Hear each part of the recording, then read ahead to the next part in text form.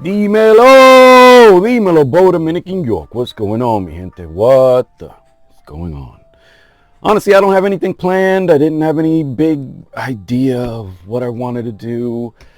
As a matter of fact, my scent of the day now is very, very just random. You know, I was expecting to wear something fresh, probably Xerjoff. I have 3 or 4 right here, actually 5. What I consider fresh Xerjoffs that I haven't worn in a while. And my whole intention was to wear one of these. But I always know, I mean, things can change, right? So I get out of the shower, I go over to my armoire. I'm looking at a couple fragrances up there. I'm thinking I'm going to wear Oud Wood. You know, I'm looking at Oud Wood. I took it out of the row of Tom Ford private labels. But it wasn't the one. And I was like, wow, I really don't have as big a dent in Oud Wood as I thought I did. Then I looked at the one next to it. I don't have as big a dent in that one either. I really thought I had bigger dents in both of these. Especially Oud Wood. Oud Wood my wife got me, and it was my first Tom Ford. You know, I ended up buying her ombre leather, the EDP, and that's what got me hooked on, I need to smell more. And then she immediately got me and got it for a steal. Oud Wood. I kept collecting.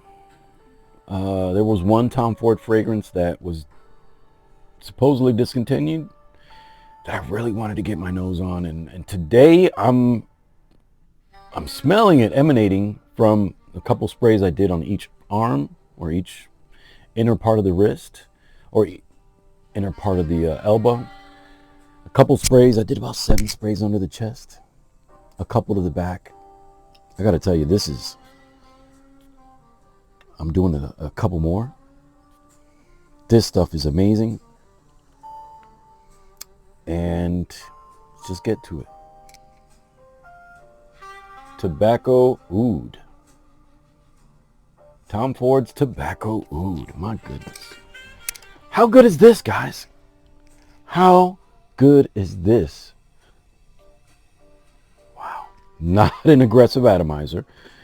Barely, not off curtain. Not off curtain. There's a masculine funk, a masculine BO, un grajo, we'd say in Spanish, or in many, I think Caribbean Spanish. I don't know if you guys say that, whatever Spanish you're speaking in your part of the world. I know it's all can be very different depending on where in the world you are. You know, even Dominican from Puerto Rican to Cuban can be different. And those to me are like 3 of the most relatable.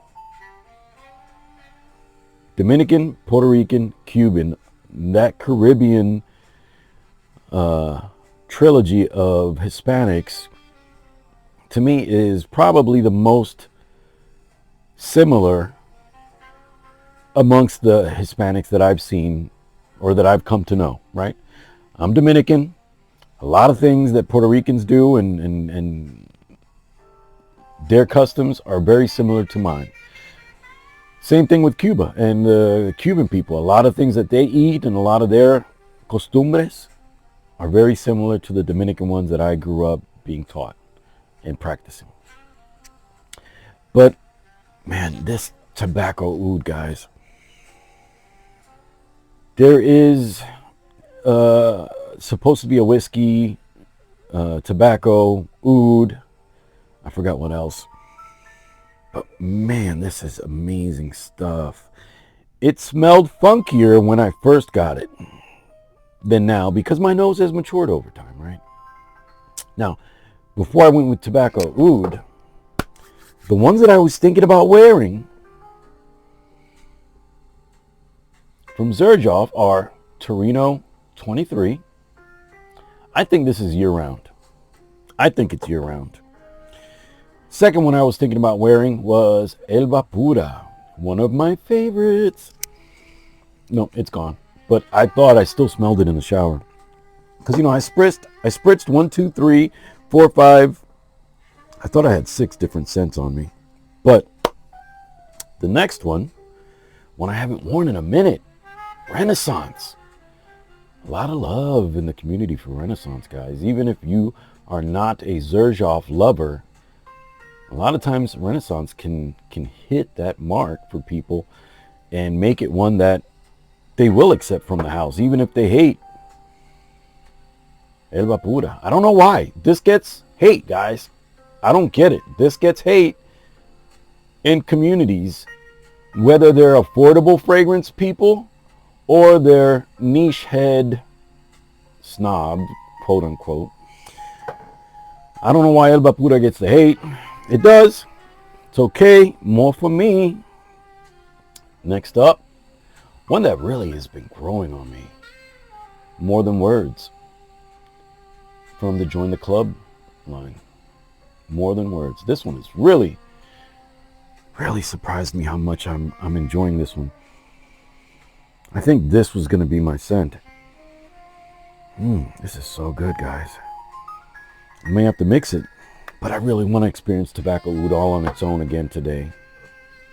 But the fifth and final that I was considering, that I had separated and pulled out, was Zafiro. Incense. And I had this one. Yeah, it's gone. Zafiro. Very a pronounced incense, and just a beautiful wearing experience, guys. I need to get these all in their rotation, guys. I need to get my Xerjoffs in rotation. But I also need to get my Tom Fords in, man. I've got so many gorgeous Tom Fords that I consider personal favorites. I've got a lot of wearings to put in, guys. A lot of wearings. This, look at the dent. It's not even sizable. It's there. It's falling below the shoulders now with today's wearing.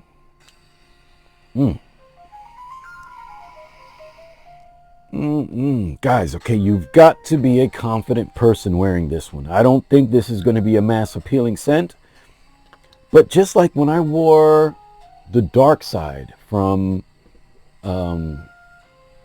where are you? Yeah.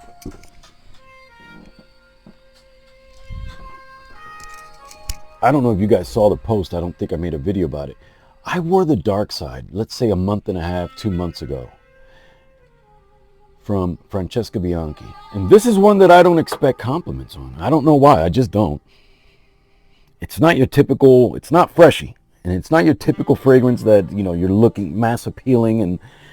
But my God, when I was at the line waiting to check out, the cashier, she said, wow, somebody smells great.